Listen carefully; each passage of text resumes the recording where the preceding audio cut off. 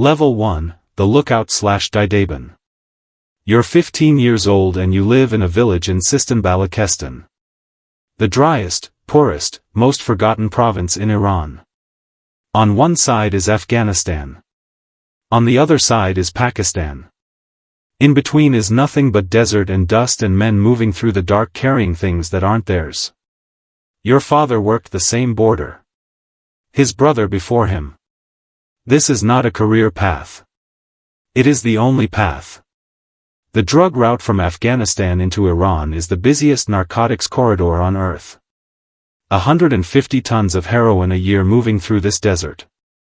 The Taliban tax it on the Afghan side. The networks move it through here. And boys like you stand on ridgelines with a phone watching for the police. Your job is simple. One text when you see headlights that don't belong. One text when you hear the Naja patrol bikes. That's it. You make the equivalent of $40 a week. In this village that is wealth. You stand on the ridge in the cold before dawn and you watch the dark and you feel, despite everything, useful. Needed. Part of something that moves. The desert doesn't care about you. The route doesn't care about you. But right now, standing on this ridge, you don't know that yet. Level 2, the carrier/Hummel. You're 18. They trust you with the weight now. Not because you earned it. Because you're old enough to carry it and young enough not to ask what happens if you're caught. What happens is this: Iran executes drug traffickers. Not prison. Hanging. The courts move fast when the charges involve over 5 kilograms. You are carrying 12. The product is packed into waterproof wrapping and distributed across 4 separate bags. You walk 22 kilometers through the Dasht-e-Lut desert at night with 3 other men. No phones. No lights. You navigate by stars and by the memory of men who walked this route before you. The Iranian border force shoots on sight in some sectors. You know which sectors. You walk the gaps. You arrive at a safe house outside Zahedan at 4 a.m. A man takes the bags. Counts them. Nods. He hands you an envelope. You walk back. Your legs ache for 3 days. Your mother asks what happened to your boots. You tell her you went hiking. She says nothing. She has been saying nothing about the wrong things for 3 years now. She knows. She has always known. The desert taught her the same silence it taught you. Level 3, the street soldier/Sarbazi-Kayababan. You're 22. You've moved north. Tehran. 20 million people in this city. 300,000 of them are addicts. The demand is massive and it never sleeps and it does not care about politics or religion or the revolutionary slogans painted on the walls above the alley where you work. You run a distribution point in the south of the city. Shari Ray District. The clients come at all hours: factory workers, university students, men who used to be something and are now only this. You watch them and feel nothing except attention. You are watching for informants, for plainclothes police, for rivals. The network you work for is organized. Tiered. The product comes to you already cut and packaged. You sell. You collect. You pass the money up and receive your cut back down. You are making the equivalent of $800 a month. In Tehran that is enough to rent a room and eat well and send money south to your mother. But the exposure is real. This city has cameras everywhere. The intelligence services have informants layered through every neighborhood. You change your phone twice a month. You change your route every day. You trust nobody completely. A friend from the border, a boy you walked the desert with, was arrested last month. He is awaiting trial in Evin prison. You don't visit. You don't call. You can't. That is the cost of staying alive. You pay it. Level 4, the cell boss/Sarah. You're 27. You run a cell now. 8 people beneath you. Your job is management. You receive product from the distributor above you. You break it down. You supply your 8. You collect their money. You send it up. You keep your cut. The mathematics are clean and the margins are significant. You also manage problems. A dealer in your cell was skimming. Not a lot. But the network above you expects exact numbers and the numbers don't lie. You handle it privately. No violence. Violence attracts police attention and police attention in Iran ends one specific way. You remove him from the cell. You warn him. You make clear what happens if the warning requires repeating. He leaves Tehran within a week. You replace him within 3 days. The route doesn't pause. The NAJA, the National Police, has increased operations in your district. 2 weeks ago they arrested 7 people 3 blocks from one of your points. You shut down that point immediately. You move. You restructure. The network adapts faster than the enforcement. You are making $3,000 a month. You drive a second-hand Peugeot.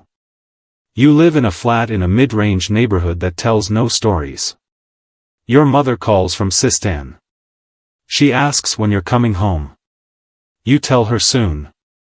You've been saying soon for 4 years. Level 5, the city operator/operator Ishar. You're 34. You control 4 cells across 2 districts of Tehran. You don't touch product. You haven't touched product in 5 years. You are a logistics man now. A manager. You think in quantities and routes and risk ratios. The product that flows through your network on a single week would result in multiple death sentences if traced back to you. You also handle an operation in Mashhad. The holy city. The most visited city in the Islamic world, 30 million pilgrims a year. The routes into Mashhad from the Afghan border are ancient and the product moves through them with a frequency that the pilgrimage covers beautifully. You have never been to Mashhad. You manage it through a trusted lieutenant who was a carrier on the border same as you, 15 years ago, in a different life. The money is significant now. You launder it through a small import business and a share in a construction company that builds very slowly and charges very accurately. But the pressure is escalating. The Islamic Revolutionary Guard Corps, the IRGC, has its own relationship with the drug economy. They tax certain corridors. They protect certain operators. They eliminate others. Navigating that relationship requires payments you do not discuss and alliances you cannot put in writing. You are in a system that has no neutral position. You pay. You move. You survive. For now. Level 6, the fixer/Dalal. You're 40. Your job is no longer product. Your job is people. Specifically, the right people. The customs official in Bandar Abbas who can reroute a container inspection. The NAJA commander in Zahedan whose retirement fund has been quietly managed for 6 years. The judiciary clerk in Tehran whose cooperation has made 3 separate cases disappear before they reached trial. You are the grease between the machine and the engine. The network functions because enforcement is selective and enforcement is selective because you have spent 15 years making it so. This work is the most dangerous work you have ever done. Not because of rival networks. Because of the men you are managing. A corrupt official is a liability in both directions. If he is exposed, he trades information to save himself. You have seen this. You have lost 2 network members to it in 3 years. You counter it the same way you counter everything, with information. You know things about each man that he would not want known. The relationship is never just financial. It is mutual. It is weight held equally on both sides. You make more money than you can account for. It sits in currencies in cities across 3 countries. You have a wife in Tehran who asks careful questions. You answer them carefully. She is not naive. She has chosen not to know. You respect that choice because it is the only one that keeps her safe. Level 7, the Route King/Shah Raah. You're 47. The route you started walking at 18 as a carrier now moves 3 tons of product monthly across 4 international borders.